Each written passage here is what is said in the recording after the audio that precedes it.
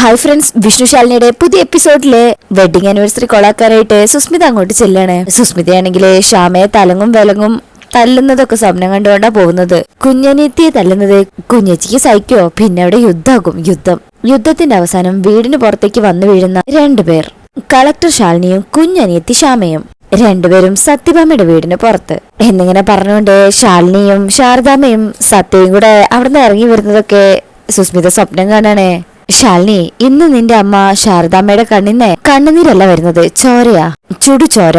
രണ്ടു പെൺമക്കളാ ഒരേ ദിവസം ഭർത്താക്കന്മാരുടെ വീട്ടിൽ നിന്ന് അടിച്ചിറക്കപ്പെടാൻ പോകുന്നത്. ഒരമ്മയ്ക്കും കിട്ടാത്ത ഒരു അസുലഭ നിമിഷം. ശാരദാമ്മേ, ഇന്ന് നിങ്ങളുടെ പ്രാർത്ഥന ഒരു ഈശ്വരനും കേൾക്കില്ല. ഈശ്വരന്മാർക്കെല്ലാം ഈ സുസ്മിത ഇന്ന് അവധി കൊടുത്തിരിക്കുക. കാരണം ഇന്ന് എന്റെ ദിവസാ, എനിക്ക് വേണ്ടി മാത്രം ഉണ്ടാക്കപ്പെട്ടിട്ടുള്ള എന്റെ ദിവസം. വാതിലുകളും മലർക്കെ തുറന്നിട് ശാരദാമ്മേ. ഇന്നു മുതൽ രണ്ടു പെൺമക്കളും കൂടെ ഉണ്ടാകും. ഇനി അവര് തിരിച്ച് സത്യഭാമയുടെ വീട്ടിലേക്ക് വരണമെങ്കിൽ ഈ സുസ്മിത തീരുമാനിക്കണം. അതിനുള്ള തെളിവ് കണ്ടാ ഈ സുസ്മിത അങ്ങോട്ട് വരുന്നത്. സത്യഭാമയെ ഞെട്ടിക്കുന്ന തെളിവ്. അതിനുശേഷം പിന്നീട് കാണിക്കുന്നത് സത്യഭാമയുടെ വീട്ടിലാണ്. ശാലിനിയെ ഭാമ റൂമിലേക്ക് വിളിച്ച് ഒരുപാട് ആഭരണങ്ങൾ കൊണ്ടുവച്ചിട്ടുണ്ട്, അതൊക്കെ കാണിക്കുക. കൂടെ ശാരദാമ്മയും ശ്യാമയും ഉണ്ട്. ഭാമ പറയും, ഇതൊന്നും ഞാൻ അങ്ങനെ അണിയാറില്ല.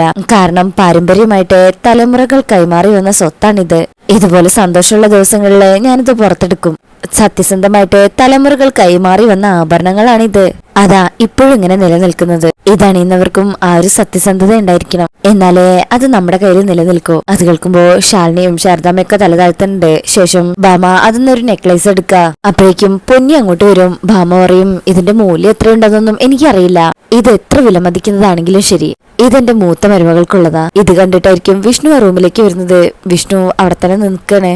ശാലിനി പറയും, സത്യാമ്മേ, ഇതൊന്നും വേണ്ട. എനിക്ക് ഈ കാണിക്കുന്ന സ്നേഹം മാത്രം മതി. ഞാൻ അതൊക്കെ സത്യാമ്മയിൽ നിന്ന് ആഗ്രഹിക്കുന്നുള്ളൂ. ഭാമ പറയും, മോളെ, ഇത് എന്റെ ഒരു സന്തോഷത്തിനാ, ഒരു സ്നേഹ സമ്മാനം. നീ ഇതണിയണം. എന്റെ ഒരു ആഗ്രഹമാണ്. ശ്യാമയോടും ശാലിനിയോടും ഇട്ട് പറയും, ഇതെല്ലാം നിങ്ങൾക്കുള്ളത് തന്നെയാ. പക്ഷെ അതാത് സമയത്ത് കാലവും സമയമൊക്കെ ഒത്തുവരുമ്പോ ഞാൻ ഇതൊക്കെ നിങ്ങളെ ഏൽപ്പിക്കും. പക്ഷെ ഇത് ഞാൻ മനസ്സറിഞ്ഞു തരുന്നതാണ്. എന്റെ വിഷ്ണുവിന്റെ പെണ്ണിന് ഞാൻ തരുന്ന സമ്മാനം. വിഷ്ണുനും ഇത് കേൾക്കുമ്പോ സന്തോഷാവുന്നുണ്ട്. അങ്ങനെ ശാലിനി ഇത് വാങ്ങിക്കും. മോളെ ശ്യാമേ, അത് ഇട്ട് കൊടുക്ക്, ചെല്ല്. അങ്ങനെ ശ്യാമ ഇത് ഇട്ട് കൊടുക്കണേ. ശാലിനിക്ക് ഇപ്പോഴും ഇതൊന്നും വിശ്വസിക്കാനേ ആയിട്ടില്ല. വിഷ്ണു ഇങ്ങനെ എല്ലാം അവിടെ സന്തോഷത്തോടു കൂടി കണ്ടു നിൽക്കുന്നുണ്ടെങ്കിലും ഉള്ളിലൊരു ടെൻഷനുണ്ട്. അങ്ങനെ ഭാമയ്ക്കും ശാരദാമ്മേ, മാല ഇഷ്ടായോ? സ്നേഹത്തിന്റെ മാറ്റ് എങ്ങനെയാ സത്യാമ്മ അളക്കാൻ പറ്റുക? ഇതിനഭിപ്രായം പറയാൻ ഞാനാളല്ല. കാരണം സത്യാമ്മ മരുമകൾക്ക് കൊടുക്കുന്ന സ്നേഹം തന്നെ ഇത്. അവൾക്ക് ലഭിക്കുന്ന 1 കോടി പണത്തേക്കാൾ ലഭിക്കുന്ന ധനം. ശാലിനിയെ സത്യാമ്മ അംഗീകരിച്ചപ്പോ തന്നെ ഞങ്ങളുടെ എല്ലാം മനസ്സ് നിറഞ്ഞു. ഒരമ്മയ്ക്ക് ഇതിൽ പരം വേറെ സന്തോഷമുണ്ടോ എന്നൊക്കെ ഇങ്ങനെ പറയുമ്പോ ഭാമ ശാരദാമ്മ ഇങ്ങനെ തോളിൽ കൈവെക്കുന്നുണ്ട്. ശേഷം പൊന്നി താ എന്ന് പറഞ്ഞ് ഒരു കവർ വാങ്ങിക്കുക. അതിന്റെ അകത്ത് ഒരു പുടവയാ ഉള്ളത്. അങ്ങനെ ഭാമ അത് എടുത്തിട്ട് പറയും, സ്വർണം കൊടുത്താൽ പുടവയും കൊടുക്കണം എന്നാ. ആചാരങ്ങളെല്ലാം അതിൻ്റെതായ വഴിക്ക് തന്നെ നടക്കട്ടെ. ശാലിനിയോട് പറയും, മോളെ, ഇത് എടുത്തോണ്ട് വേണം ഇന്നത്തെ ചടങ്ങിൽ നിൽക്കാൻ. ശാലിനി പറയും, സത്യമേ, ഇന്നത്തെ ചടങ്ങ് ശ്യാമയ്ക്കും രോഹിത്തിനും മാത്രം അവകാശപ്പെട്ടതാ. അതിന് ഞാൻ എടുത്തിരിക്കുന്ന ഈ സാരി തന്നെ പോരെ? ഭാമ പറയും, അതൊന്നും പറ്റില്ല. നീ സത്യഭാമയുടെ മൂത്ത മരുമകളാ, എന്റെ വിഷ്ണുവിന്റെ പെണ്ണ്. ഇതൊക്കെ ഇങ്ങനെ ഭാമ അംഗീകരിച്ചുകൊണ്ട് പറയുന്ന കേൾക്കുമ്പോ ശാലിനിക്കും ഭയങ്കര അത്ഭുതം തന്നെയാ. എപ്പോഴും എന്നെ കഴിഞ്ഞാൽ ഈ വീട് ഭരിക്കേണ്ടവൾ, അവൾ എങ്ങനെയൊക്കെയാ ഉടുത്തൊരുങ്ങി വരണ്ടെന്നൊക്കെ എന്റെ മനസ്സിലുണ്ട്. അതുപോലെ നടക്കൂ. അതുകൊണ്ട് മോളെ, ഈ പുടവ മോള് ഉടുക്കണം എന്ന് പറഞ്ഞു കൊടുക്കുമ്പോ ശാലിനി അത് വാങ്ങിക്കുക. ശേഷം ഇത് കണ്ട് വിഷ്ണു ഇടന്ന് പോകും. ശാലിനിക്കും നല്ല സന്തോഷമുണ്ട്, വിശ്വസിക്കാനാവാതെ നിൽക്കുന്നത്. ശേഷം ഭാമയ്ക്കും, ശ്യാമേ, എല്ലാം റെഡിയല്ലേ? ശ്യാമ പറയും, ഭാമ പറയും, എന്നാ പിന്നെ ഇനി നമുക്ക് ചടങ്ങ് നടത്താലോ? എല്ലാം ഒരുക്കിയിട്ടുണ്ട് സത്യാമ്മേ. ശാരദാമ്മയോട് പറയും, എന്നാലും ഞാനും കൂടെ ഒന്ന് നോക്കട്ടെ. ശാലിനിയോട് പറയും, മോളെ, അപ്പോഴേക്കും മോളെ ഡ്രസ്സ് മാറി നിൽക്ക്, മോള് വന്നേ, നടക്ക് എന്ന് പറഞ്ഞ് ശ്യാമയെ കൂട്ടിയാർന്ന് പോകും. പൊന്നിയെ വിളിക്കുന്നുണ്ട്. പോയി കഴിഞ്ഞാൽ ശാരദാമ്മ നല്ല സന്തോഷത്തിലാ. ശാലിനിയുടെ ആലോചന കാണുമ്പോ, നീ എന്താടി ആലോചിക്കുന്നത്? ശാലിനി പറയും, ഇതൊക്കെ സ്വപ്നമാണോ എന്നുള്ള ആശങ്കയിലാണമ്മേ ഞാൻ. എനിക്ക് ഇതൊന്നും അങ്ങോട്ട് വിശ്വസിക്കാൻ പറ്റുന്നില്ല. ശാരദാമ്മ പറയും, എന്തെങ്കിലുമൊക്കെ വെട്ടി തുറന്ന് പറയുന്നേ ഉള്ളൂ. സത്യമ്മയുടെ ഉള്ളിന്റെ ഉള്ളില് ഒന്നുമില്ല. ഉണ്ടായിരുന്നെങ്കില് ഇങ്ങനെയൊക്കെ പറയാനും പ്രവർത്തിക്കാനും അവർക്ക് സാധിക്കില്ല. ഇപ്പൊ സത്യമ്മ കാണിക്കുന്നതും അവരുടെ മകനോടുള്ള അവരുടെ ഇഷ്ടമാ. ആ ഇഷ്ടം ഇപ്പൊ നിന്നോടും ഉണ്ടായി. നിങ്ങൾ ഒരുമിച്ച് ജീവിക്കേണ്ട സമയമായി മോളെ. എല്ലാം കലങ്ങി തെളിയാനായിട്ട് ഈശ്വരൻ തന്നെയാ എല്ലാം ഒരുക്കി കൊണ്ടുവരുന്നത്. അത് മനസ്സ് കണ്ടുകൊണ്ട് മുന്നോട്ട് പോവുക തന്നെ വേണം. ഈ ഒഴുക്കിനൊപ്പം നീന്താന്നൊക്കെ പറയില്ലേ, അത് തന്നെയാ നീ ഇപ്പൊ ചെയ്യേണ്ടത്. എന്തായാലും നീ സാരി മാറ്, ഞാന് മക്കളെവിടെയാ നോക്കട്ടെ എന്ന് പറഞ്ഞ് ശാരദാമ്മ അവിടുന്ന് പോവുക. ശാലിനി വിചാരിക്കും, സത്യാമ്മയുടെ സ്നേഹവും സന്തോഷവും ഒക്കെ കാണുമ്പോൾ മനസ്സിൽ കയറിക്കൂടുന്ന ഒരു കാർമേഘമുണ്ട്. സുസ്മിത ഏത് നിമിഷവും ഒരു കൊടുങ്കാറ്റായിട്ട് അവൾ കടന്നു വരാം. വന്നാൽ ആ കാറ്റിലെ എല്ലാവരെയും അവൾ വട്ടം ചുറ്റിച്ചു കൊണ്ടുപോകും.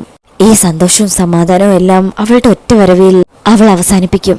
അവൾ ഇവിടെ എത്തുന്നതിന് മുമ്പ് അവളെ വിളിച്ച് ബ്ലോക്ക് ചെയ്യാൻ പറ്റുമോ നോക്കാം. ഒരു ശ്രമം, ഇവിടുത്തെ ഈ സന്തോഷം തകരാതിരിക്കാം. അവസാനത്തെ ഒരു ശ്രമം എന്ന് പറഞ്ഞ് മാറി നിന്ന് ശാലിനിയെ സുസ്മിതയെ വിളിക്കണേ. സുസ്മിത വിചാരിക്കും, ഓഹോ വിളിക്കുന്നത് കളക്ടർ ആണല്ലോ, ഈ ഉള്ളവളെയൊക്കെ കളക്ടർ അങ്ങനെ വിളിക്കോ? വിളിക്കണല്ലോ, ചങ്കിനുള്ളിലെ മേള അടിക്കുമ്പോ വിളിച്ചു പോകും. വിളിക്കട്ടെ, നിന്നെ കാണാൻ ഞാൻ അങ്ങോട്ട് വരുമ്പോ എന്തിനാണ് ഞാൻ ഫോൺ എടുക്കുന്നത്? എനിക്ക് പറയാനുള്ളതെല്ലാം ഞാൻ സത്യഭാമയോട് പറഞ്ഞോളാം. 2 കുട്ടികളെ പ്രസവിച്ചിട്ട് ഒന്നിനെ അനുജത്തിക്ക് വിറ്റവളല്ലേ നീ? വിഷ്ണുവിനെയും വഞ്ചിച്ചു, വിഷ്ണുവിന്റെ അമ്മയെയും നീ വഞ്ചിച്ചു. അപ്പോ നിന്റെ അനുജത്തി ചെയ്തതോ അവളുടെ ഭർത്താവ് രോഹിത്തിനെയും വഞ്ചിച്ചു. ശാലിനിയാണെങ്കിൽ ആ കോള് കെട്ടാകുമ്പോ വീണ്ടും വിളിക്കുന്നുണ്ട്. അങ്ങനെ ആ കുടുംബത്തിലെ സകലരെയും 10 മാസം ഗർഭിണിയാണെന്ന് പറഞ്ഞ് പറ്റിക്കുകയും ചെയ്തു. പറ്റിക്കലേറ്റുവാങ്ങാൻ സത്യഭാമയുടെ ജീവിതം ഇനിയും ബാക്കി എന്ന് പറഞ്ഞതുപോലെ ആക്കിയില്ലേ നിങ്ങൾ ചേട്ടത്തിയും അനുജത്തിയും കൂടെ? അതിന്റെ ഫലമെല്ലാം ഇന്ന് അനുഭവിക്കണം. ചുമ്മാ പറയുന്നതല്ല, തെളിവ് സഹിതം പറയാൻ പോകുന്നതാ. അതുകൊണ്ട് നിനക്ക് അവിടെ നിന്നാൽ മനസമാധാനം ഉണ്ടാവില്ലെന്ന് എനിക്കറിയാം. അതുകൊണ്ടാ നീ ഇങ്ങനെ വിളിച്ചുകൊണ്ടിരിക്കുന്നെന്നും എനിക്കറിയാം. ചുമ്മാ വിളിക്കടി. ഈ വിളിയിൽ നിന്റെ ആ പരിഭ്രാന്തിയെ എനിക്ക് ഇവിടെ ഇരുന്ന് കാണാം. നിന്റെ കണ്ണുകളിലെ ഭയം അതും എനിക്ക് കാണാം. ആ കോളും കട്ടായി പോവാണേ. ശാലിനി വീണ്ടും ട്രൈ ചെയ്യും. അങ്ങനെ കിടന്ന് വിളിക്കടി. വിളിച്ച് വിളിച്ച് വിഷമിക്കുമ്പോ ഞാൻ പ്രത്യക്ഷപ്പെടും. സത്യഭാമയ്ക്കൊരു വരം കൊടുക്കാൻ. ആ വരവാ നിന്റെയൊക്കെ തലവര. ആകാശക്കൊട്ടാരത്തിൽ നിന്നും നിന്നെയൊക്കെ തള്ളിയിടുന്ന തലവര എന്ന് പറഞ്ഞ കോൾ എടുക്കുന്നില്ല. ഡ്രൈവർ പറയും, മാഡം ഫോൺ അടിക്കുന്നു.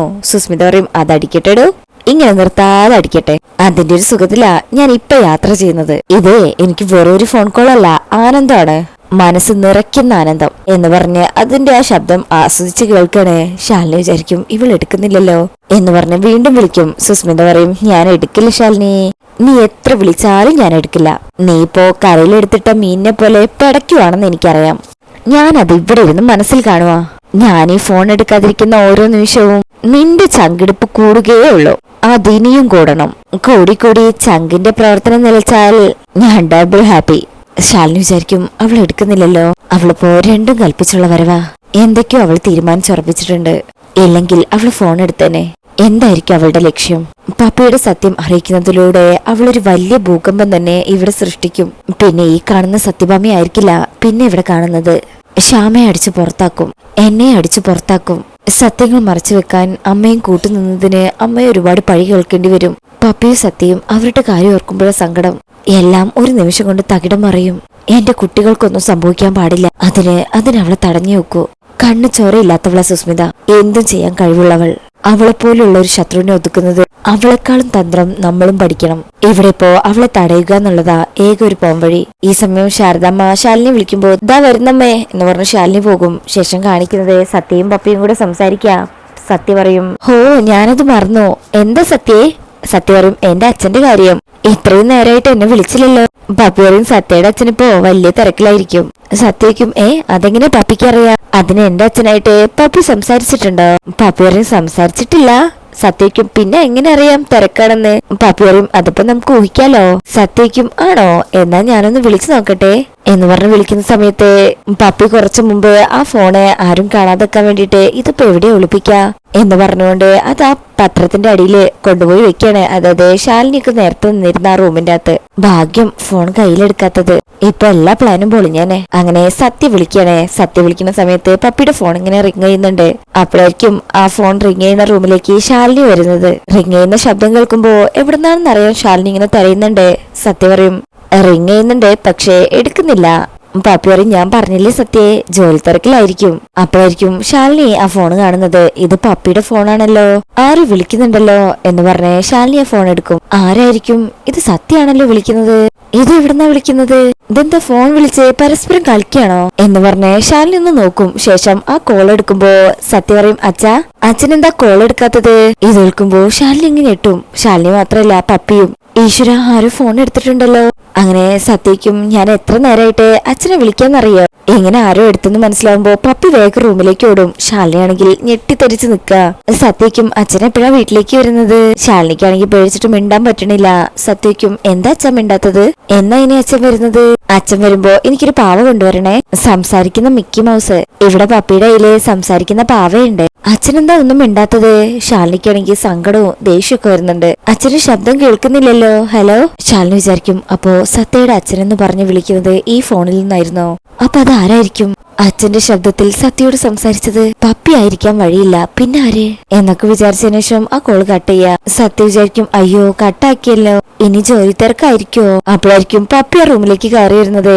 ശാലിനിയെ ആ റൂമിൽ കാണുന്നതും ആ ഫോൺ എടുത്ത് ശാലിനിയാണെന്ന് അറിയുമ്പോ ഞെട്ടിപ്പോവാണ് പപ്പി. ശാലിനിക്കും എന്താ പപ്പി? പപ്പി വന്നത് ഈ ഫോൺ എടുക്കാനാണോ? ഈ ഫോൺ മോളല്ലാതെ വേറെ ആരാ ഉപയോഗിക്കുന്നത്? പപ്പിയാണെങ്കിൽ പേടിച്ചാ നിൽക്കുന്നത്. മോളുടെ കയ്യിൽ നിന്ന് വാങ്ങിച്ചിട്ട് വേറെ ആരെങ്കിലും ഉപയോഗിക്കുന്നുണ്ടോ? പപ്പി പേടിച്ച് വിറച്ചു നിൽക്ക. ശാലിനിക്കും പപ്പി പറ ഉപയോഗിക്കുന്നുണ്ടോന്ന്. ഇല്ല, ഞാൻ സത്യ പറയുന്നത്. ശാലിനി പറയും എങ്കിൽ ഇപ്പൊ സത്യ വിളിച്ചിരുന്നു. അവൾ സംസാരിച്ചത് ഇപ്പുറത്ത് അവളുടെ അച്ഛനാണെന്നുള്ള രീതിയിലാ. സത്യം പറ മോളെ, സത്യയുടെ അച്ഛന്റെ ശബ്ദത്തിൽ സംസാരിക്കുന്നത് ആരാ? വിഷ്ണുച്ചനാണോ? പപ്പയാണെങ്കിൽ നന്നായിട്ട് പേടിച്ചിട്ടുണ്ട്. അല്ല. ശാലിനി വീണ്ടും ചോദിക്കും പിന്നെ ആരാ എന്നിങ്ങനെയൊക്കെ ചോദിക്കുന്നത് കാണിച്ചുകൊണ്ടാ ഈ ഭാഗം കഴിയുന്നത്. ശാലിനിയുടെ പപ്പി എല്ലാ സത്യങ്ങളും തുറന്നു പറയുമെന്ന് അറിയില്ല. അതിനുശേഷം പിന്നീട് കാണിക്കുന്ന ഭാഗത്ത് ശാലിനി ഇങ്ങനെ ടെൻഷൻ അടിച്ച് നിൽക്കുന്നത് വിഷ്ണുവിന് മനസ്സിലാവുന്നുണ്ട്. വിഷ്ണു അടുത്ത് വന്ന് ചോദിക്കും എന്തോ പ്രശ്നം തനിക്കുണ്ട്. എടോ അതെന്താണെങ്കിലും എന്നോട് പറയാലോ, നമുക്ക് പരിഹരിക്കാൻ പറ്റുന്നതാണെങ്കിൽ പരിഹരിക്കാലോ. എന്റെ പ്രശ്നം സുസ്മിതയാണെന്ന് ശാലിനി പറയുന്നുണ്ടോന്ന് അറിയില്ല. ശേഷം പിന്നീട് കാണിക്കുന്ന മറ്റൊരു ഭാഗത്ത് ഭാമ ശാലിനിയോട് സംസാരിക്കുകയാണേ. ശാലിനിയാണെങ്കിൽ മൗനത്തിലാണ്. ഇത് കാണുന്ന ഭാമ പറയും മോളെ, നിന്റെ ഈ മൗനത്തിന്റെ കാരണം എന്താണെന്ന് എനിക്കറിയാം. സത്യയെക്കുറിച്ചല്ലേ നീ ചിന്തിച്ചു കൂട്ടുന്നത് മുഴുവനും. അതിന് നല്ലൊരു പരിഹാരവും ഈ സത്യമ്മ കണ്ടിട്ടുണ്ട്. ഇങ്ങനെ കേൾക്കുമ്പോൾ ശാലിനി ഒന്ന് ഞെട്ടുന്നുണ്ട്. അപ്പോ ഇങ്ങനെയൊക്കെയാണ് ഈ ഭാഗത്തുള്ളത്. അപ്പോൾ ഇന്നത്തെ റിവ്യൂ ഇഷ്ടപ്പെട്ടിട്ടുണ്ടെങ്കിൽ ചാനൽ എല്ലാവരും ഒന്ന് ലൈക്ക് ചെയ്ത് സബ്സ്ക്രൈബ് ചെയ്ത് സപ്പോർട്ട് ചെയ്തേക്കണേ. താങ്ക്